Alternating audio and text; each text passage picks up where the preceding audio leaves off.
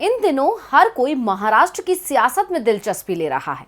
सभी ये जानने को उत्सुक हैं कि अब आगे क्या होगा या क्या होने वाला है। हालांकि ये सियासी तूफान अभी थमता नहीं दिख रहा, क्योंकि ये सियासी लड़ाई अब सुप्रीम कोर्ट तक पहुंच चुकी है।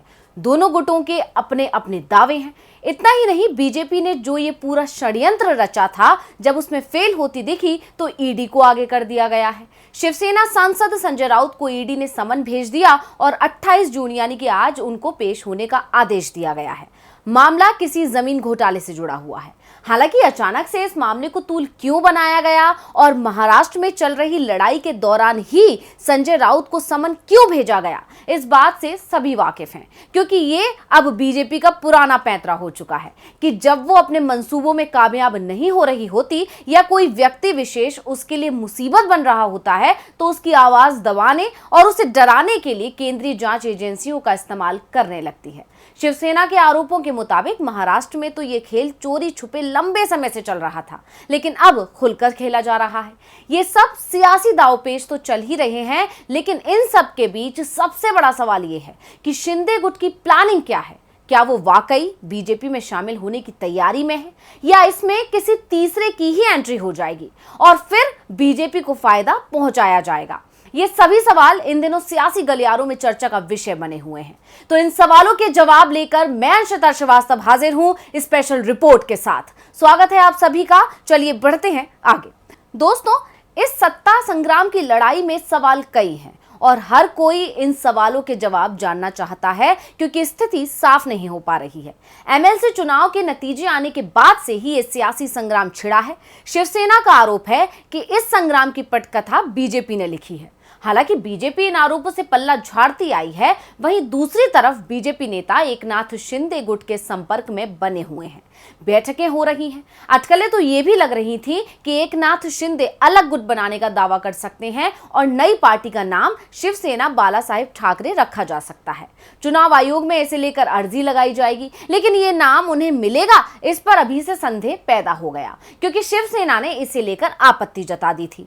शिवसेना सांसद संजय राउत ने कहा था कि शिंदे को अलग पार्टी बनानी है तो बनाएं, इसके लिए वो स्वतंत्र हैं, कोई उन्हें नहीं रोकता, लेकिन वो शिवसेना या फिर बाला साहेब के नाम का इस्तेमाल नहीं कर सकते। शिंदे अगर बाल ठाकरे के नाम का गलत इस्तेमाल करेंगे तो उनके खिलाफ कानूनी कार्रवाई की जाएगी। इसके साथ ही उन्होंने बागी विधायकों को चेतावनी देते हुए कहा कि जिसने पार्टी से गद्दारी की है उसे माफ नहीं किया जाएगा, उसके खिलाफ कठोर से कठोर कार्रवाई की जाएगी। राउत ने बीजेपी नेता और पूर्व सीएम देवेंद्र फडणवीस को नसीहत देते हुए कहा कि झगड़ा शिवसेना का अंदरूनी मामला है, इसमें वो टांग ना अड़ाएं। उनकी जो थोड़ी सी विश्वसनीयता बची है वो उसे बरकरार रखें और उसे बचा कर रखें। दूसरी ओर उद्धव ठाकरे ने भी कहा, शिंदे को अपनी पार्टी का जो भी नाम रखना है रखें, लेकिन मेरे बाप का नाम इस्तेमाल करने का उन्हें अधिकार नहीं है, वो अपने बाप के नाम का इस्तेमाल करें। विधानसभा में एकनाथ शिंदे की अलग पार्टी बनाने की अटकलें जोर पकड़ रही थीं, जिस पर बहस भी शुरू हो गई थी। लेकिन अभी शिंदे के पास 2/3 यानी 37 से ज्यादा विधायकों का समर्थन होने के बावजूद विधानसभा में अलग पार्टी की मान्यता मिलना आसान नहीं था, जिसके बाद कुछ नई संभावनाओं ने जन्म ले लिया है और वो है एकनाथ शिंदे गुट की मन से चीफ राज ठाकरे से बढ़ती करीबी, जिसके बाद से अटकलें लगना शुरू हो गई हैं कि शिवसेना के बागी विधायक उद्धव के चचेरे भाई राज ठाकरे की पार्टी महाराष्ट्र नवनिर्माण सेना में शामिल हो सकते हैं।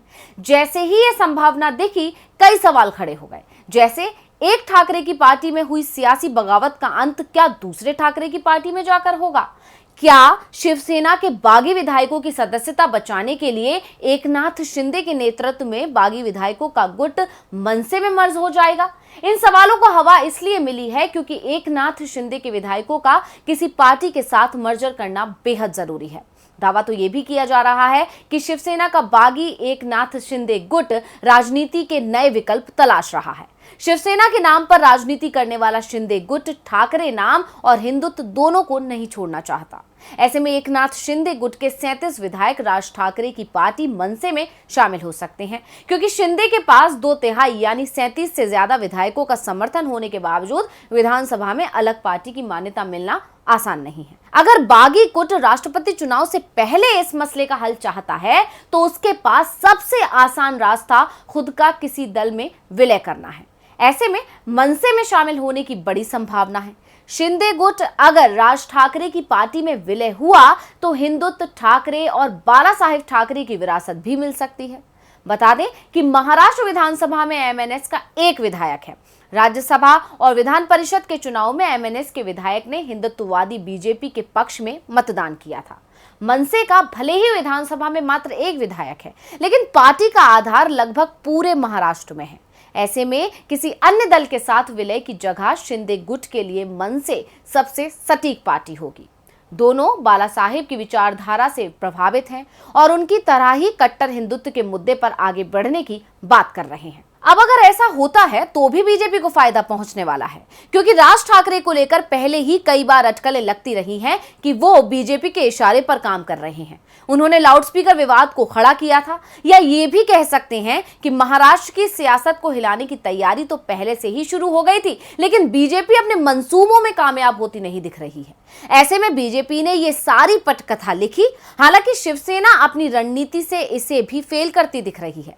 अगर राज ठाकरे की बात की जाए तो पिछले कुछ महीनों से मनसे प्रमुख राज ठाकरे महाराष्ट्र में धार्मिक स्थलों पर लगे लाउडस्पीकरों को लेकर महाविकास अघाड़ी सरकार पर हमलावर हैं। वो इस मुद्दे पर महाराष्ट्र सरकार की आलोचना और उत्तर प्रदेश की योगी सरकार की तारीफ भी कर चुके हैं।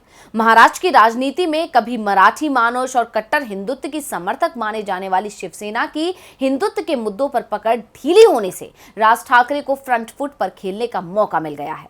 राजनीतिक जानकारों का मानना है कि राज ठाकरे का हिंदुत्व का एजेंडा अचानक नहीं बल्कि सोच समझकर उठाया गया कदम है, और ये एमएनएस के राजनीतिक विस्तार का एक हिस्सा है। इसलिए शिंदे गुट के मनसे में विलय होने की संभावना ज्यादा नजर आ रही है।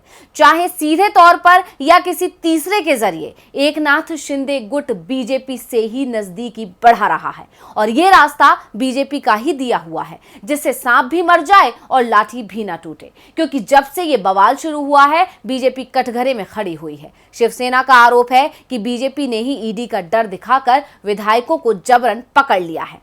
ऐसे में बीजेपी शिवसेना के आरोपों को सही साबित नहीं होने देना चाहती, और इसके लिए बीजेपी मनसे का सहारा ले रही है।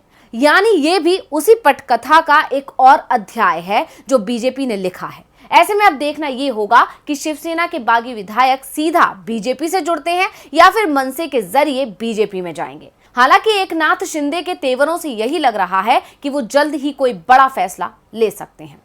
तो आज की इस स्पेशल रिपोर्ट में बस इतना ही। फिर हाजिर होंगे एक और स्पेशल रिपोर्ट के साथ। नमस्कार। हमारे चैनल से जुड़े रहने के लिए YouTube पर टाइप करें DB लाइव, सब्सक्राइब बटन को क्लिक करें और बेल आइकन को दबाना न भूलें ताकि खबरें आप तक पहुंचती रहें।